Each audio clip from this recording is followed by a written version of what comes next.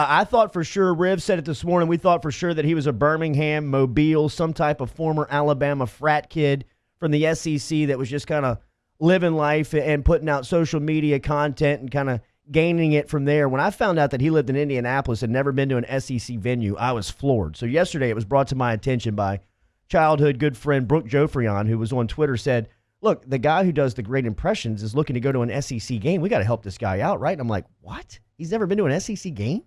And so he hadn't. And so we're going to get him to the LSU-Alabama game on early November. We've got him a couple of field passes already secured for the pregame. We've got him 2 spots in the stadium club for LSU-Bama, and he's kind enough to jump on with us here to start off our 2020 here on Off the Bench, presented by All-Star Toyota.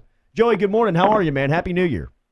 Jordy, what's happening, man? Good to talk to you guys. Absolutely. So, just incredible, the impersonations. First off, thank you for your time this morning.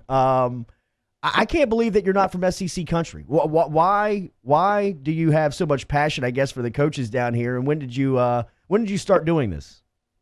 Dude, when you called me last night and your reaction to when I said I was from Indianapolis, it was like I had 3 heads. I mean, it was you were so Say surprised. what? And the more I thought about it, as these things have been kind of taken off a little bit, I'm like, these, SEC folks don't realize that I am not familiar with that territory really at all. But which would give you probably so much better content. Yeah, I mean, look, I've always been a huge college football fan. Obviously, the SEC has been kind of running things since I was in middle school.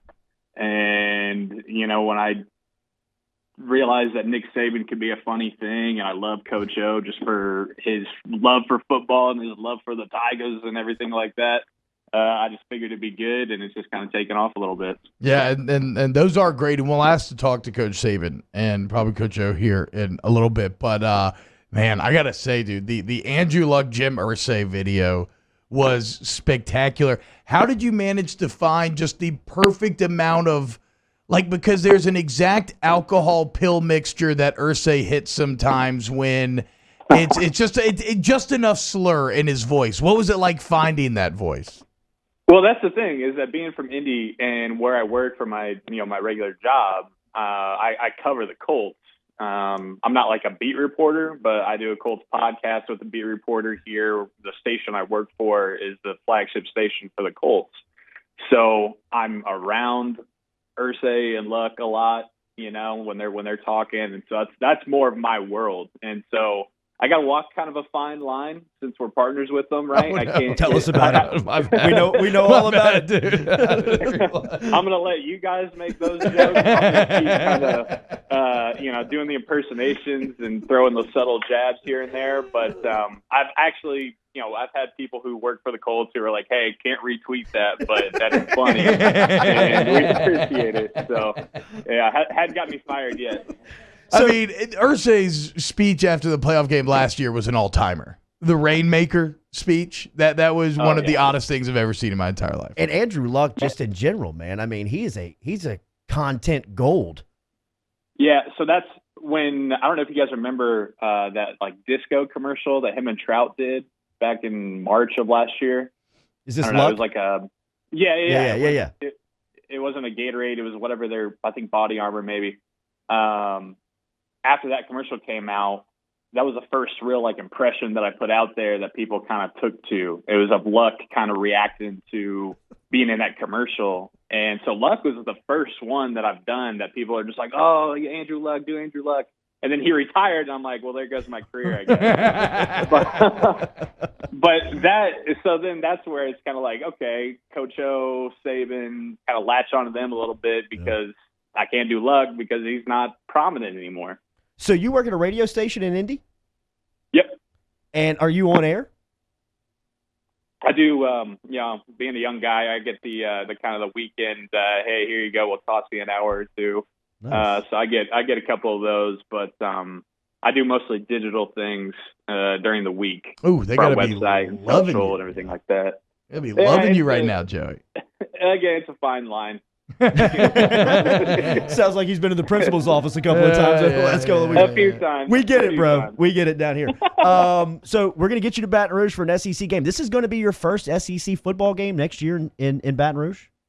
Yeah, I've been to, my wife actually was a cheerleader for Purdue. Oh, humble brag. So I'm. Nice work, Joey. I've done all right. But I'm very familiar with Big Ten territory. Been a bunch of Purdue, IU. Been to good amount of Notre Dame games up in South Bend. But yeah, never made down to SEC country, and it's all I hear about. And I was like, man, I got to get down there, especially now. Sweet. So the first Saturday in November, we'll have you down for the LSU Bama game. Can we get? Can we put you on the spot? Can we get a couple of a little bit from you? What Saban? What did Coach Saban think about yesterday's win over Michigan? Well, my favorite part about Saban is that and this is really where it comes from, is that the dude always seems like he just got told he has to pay like $400 on his car. You know what I mean? Like that gut punch. Right? Just not enough to be super pissed, but just always kind of annoyed. Just a little aggravated. Right, exactly. So that's always his mood, and obviously the mannerisms is more key. But after Michigan yesterday, it was probably just like, we come out and in the first half, everybody's worried about our guy's going to play. Is Tua? What's his injury like? I can't really control that. All right, I'm not a doctor. Okay, so you want to ask me those questions?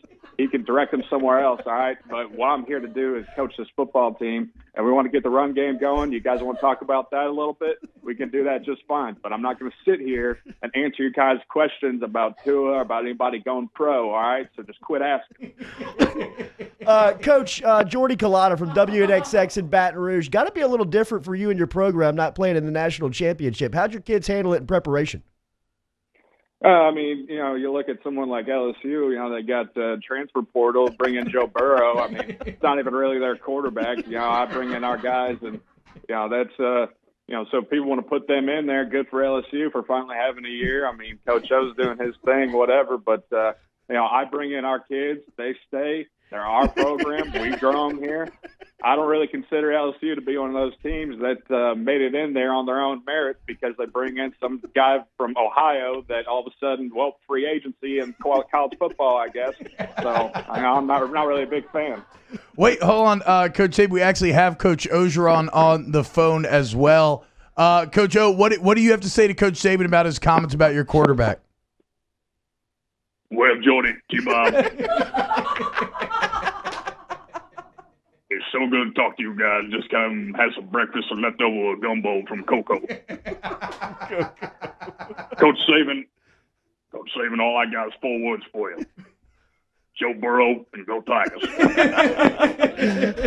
I think Andrew Luck's up there too. Andrew, before we get out of here, one more for you. One for you before we get out of here. Sure, yeah, glad to be included. What's the 1 year out been like, man? It's been odd. It's been good, but it's been a little bit weird. Just not being with the guys. I really miss the guys, and I was a little tired of Mr. Irsay giving me a call.